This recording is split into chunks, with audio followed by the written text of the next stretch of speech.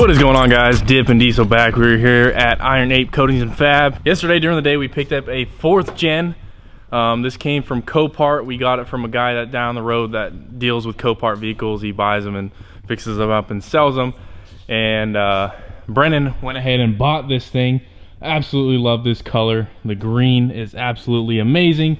So the story behind this, I'm not too sure of the whole story behind it, but like I said, it came from Copart. If you buy vehicles from Copart, they're most likely, you know, salvaged. So this was a salvaged vehicle. Chase and Brennan went ahead a couple days ago. They went to look at this truck because they were interested in buying it, and they started it up. They said it sounded like there was a rod knock. They dropped the piston, and it was just sounding really horrible. It actually ran away. There was so much oil vapors and oil going through the cylinders that when you turn the key off, it was just running by itself. And Chase had to get a pizza box and stuff it in the intake to get the truck to turn off. So last night we went ahead and pulled the head off. We took everything out that is needed to pull the head off.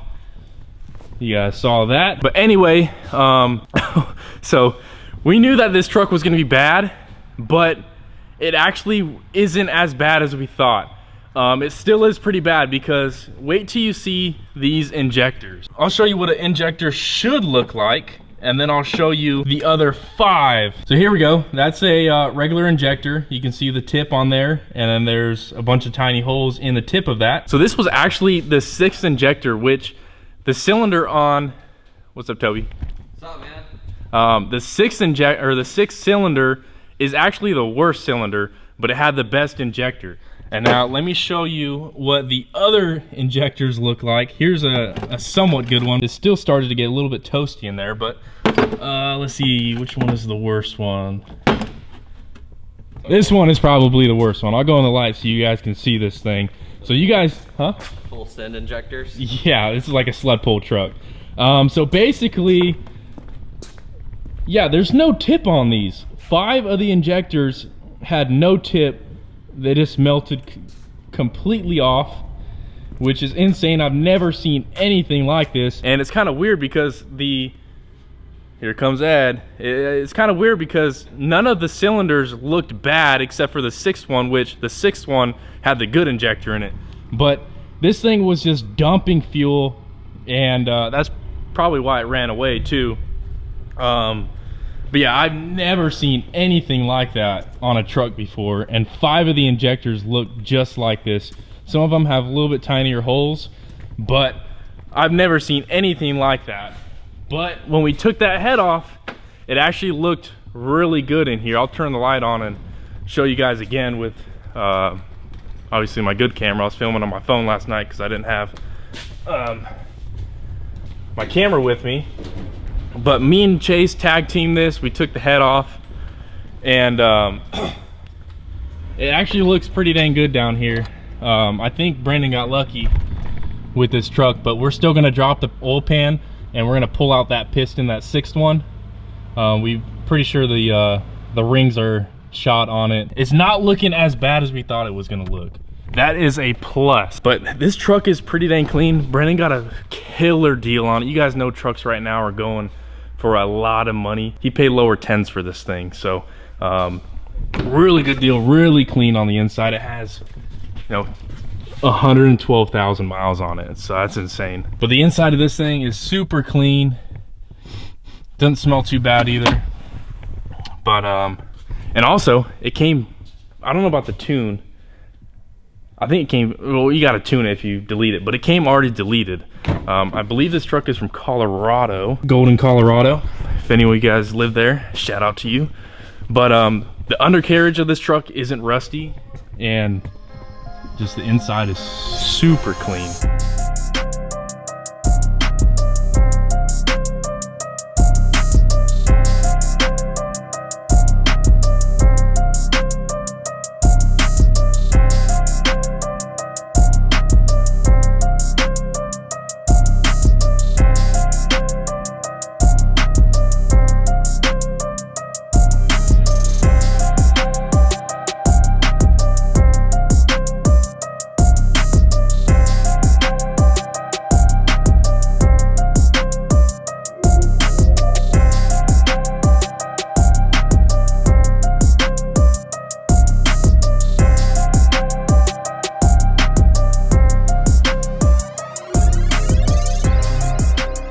All right, guys, we're underneath this 2012 Ram 3500.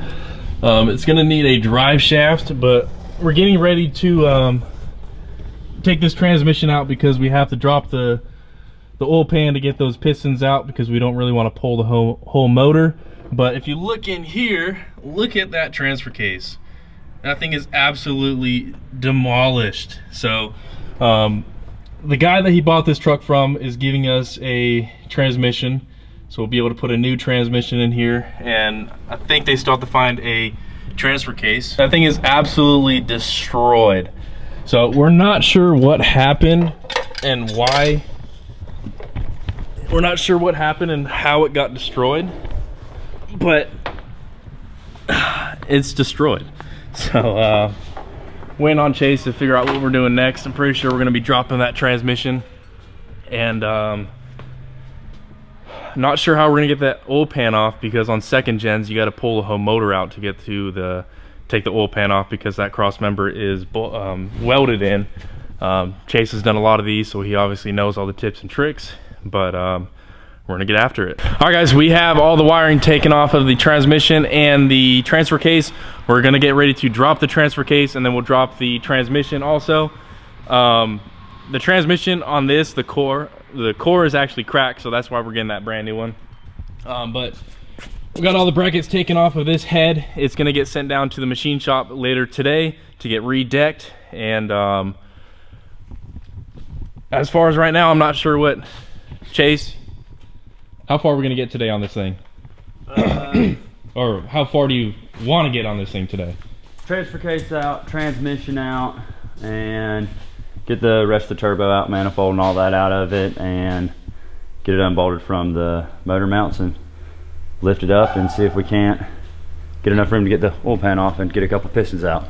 So I kind of explained to them kind of the story behind this. I wasn't too sure because I wasn't with you guys when you went over there and started the truck up. Running probably about 4,500 RPM and about the biggest smoke cloud I've ever seen come out of one of these things. And we could get, it took me like 2 minutes to get it shut off, but it was one of our really good buddies. He buys a lot of, you know, wrecked, salvage, theft from Copart, and this is one of the things. And he was kind of, like I said, we do a lot of his diesel work. He was kind of scratching his head on this one, and me and, you introduced him to Brendan yet? Not on the video, but I've said his name. Okay, he's like a second dad to me. He's our flight instructor, and we worked up a good price with the guy that was more than fair for what the truck is. And now we're gonna go through and fix it, and Jonathan's gonna record all of it. Yeah, so. And he's helping out too, so it's a win-win. They're gonna throw new tires, new wheels and tires, and Ed was actually trying to convince him to build a aluminum flatbed instead of buying one. Yeah. I mean, I'm down with it. I mean, Ed said you could probably get all the material for about $2,000. Yeah, probably somewhere around there. But 2,000 or so. I mean, regular flatbeds now are like $4,500.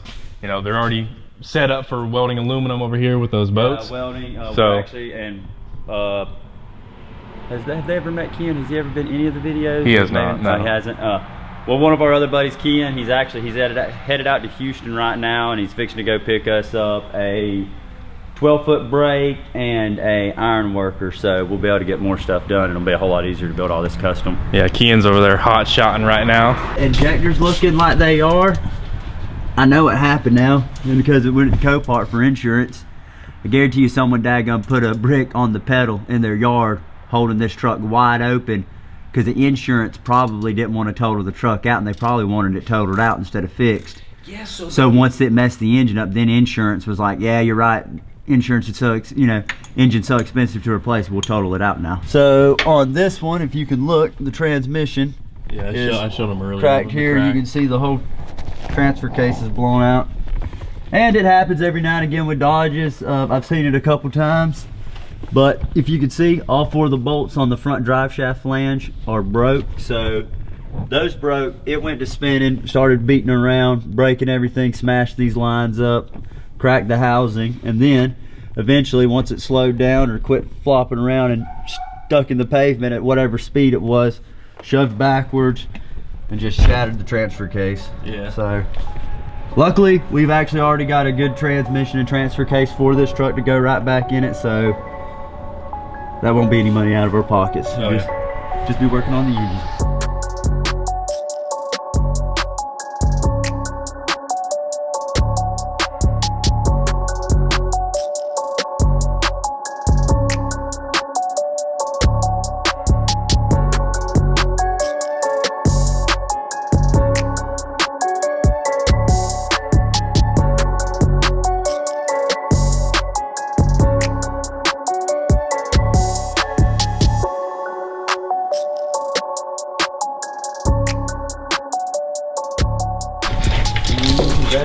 Right there.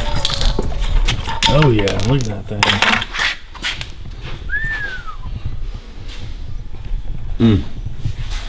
I'd say it did the window mod. Yeah, window mod. Yeah, rebuildable. Oh yeah, look at that chain right there. Check that out.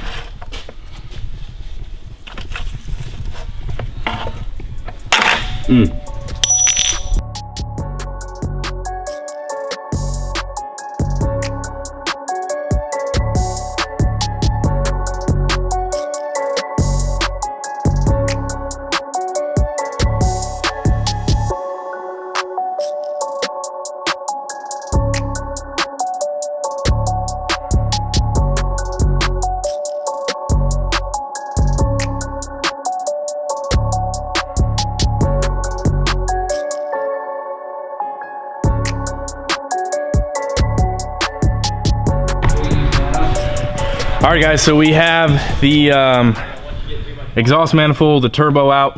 We dropped that transfer case like you guys saw. We undid the flex plate bolts to the torque converter. We took off all the electronics on the transmission, removed the transmission lines, and we are ready just to unbolt the bell housing from the engine, and we should be able to drop that transmission.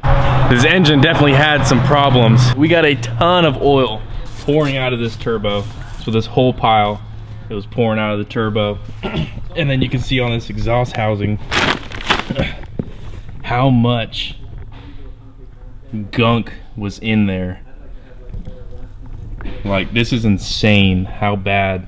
I mean, the motor's not bad, but it is bad. So we're getting ready to drop this transmission, and then we will probably unbolt the motor and I think slide it back or pick it up, and we're gonna be able to get that oil pan out of there. All right guys, we got the transmission all unbolted. We're getting ready to slide this thing back. We'll jack up the truck and we'll be able to slide this whole thing out from underneath the truck.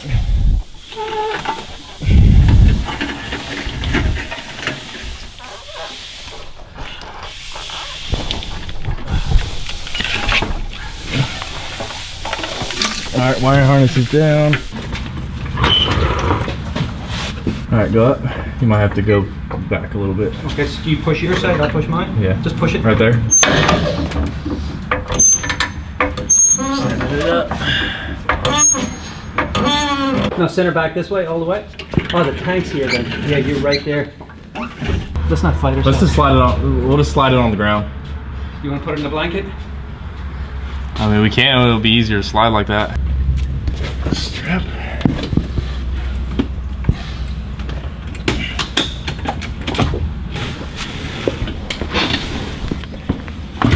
Slide.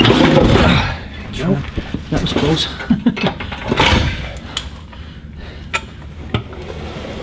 And then we can just drag this blanket. I'm coming with you. I'm right over. Good. Got to make it work. Can't get that transmission out of there. The truck's too low. Drop it down on the blanket and slide it out. Now you can really see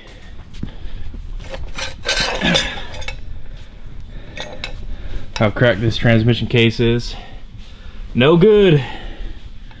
It's a good thing they got another one, so probably won't be slapping another one in today. Hell no, we're not. But cracked all the way from one side all the way down to there. This is the, what is it, the 68 RE or yes, something like that? Yeah, I'm not too knowledgeable on fourth gens, but we got it out. All right guys, that's gonna be it for today's video. We got the transfer case that is absolutely blown out, and the transmission that has that big old crack in the case. But if you guys want to see more videos on this 2012 Ram 3500 with the 6.7 Cummins, leave it in the comments below, and we will see you guys in the next one. Dippin' Diesel out.